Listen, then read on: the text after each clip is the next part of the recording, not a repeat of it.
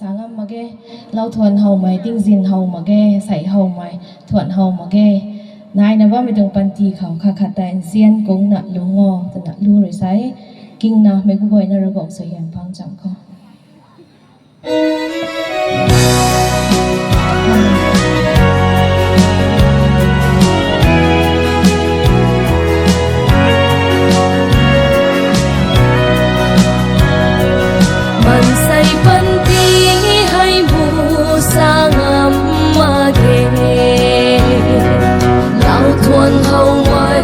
tinh xin hầu đất mà say hầu lâu mây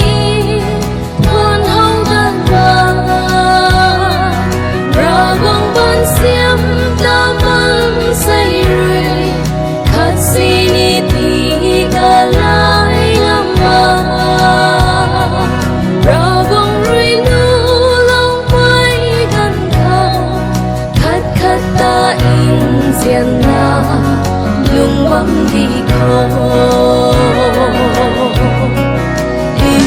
diện mây đại liêng nghề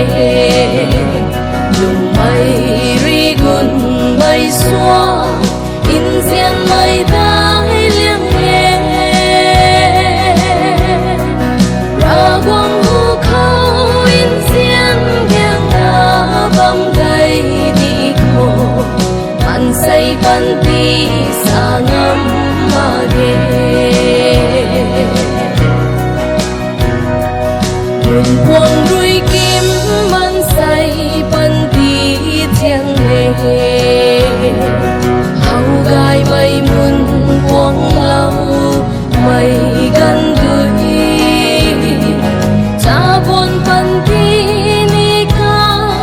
tung na thiêng lệ cha buồn ri ngắm mây ban ti su la la gai mây ta na lung hồ chun in chăm lung in chăm la la khát khát ta in diện na lung băng đi khô in diện mây đại liêng nghề lung mây ri gun mây xóa in diện mây đại liêng nghề ra quang hú khâu in diện ngang na băng gây đi khô man say ban ti sa ngam ma ge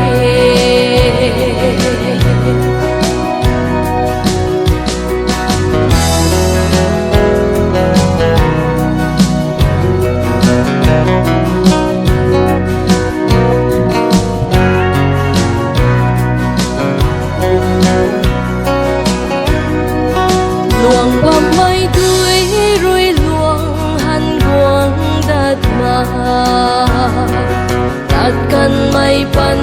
ti hằn quang đất mà ring băng khâu ra quang chun khâu lung long na quang pu ni mây kinh khang xoay yêu cùng quang lâu mây pan ti su khô man say ban ti sa ngam ma ge khát khát ta in diện na lung băng đi khô in diện mây đại liêng nghề lung mây ri gun mây xóa in diện mây đại liêng nghề ra quang hú khâu in diện ngang na băng gây đi khô man say ban ti sa ngam ma ge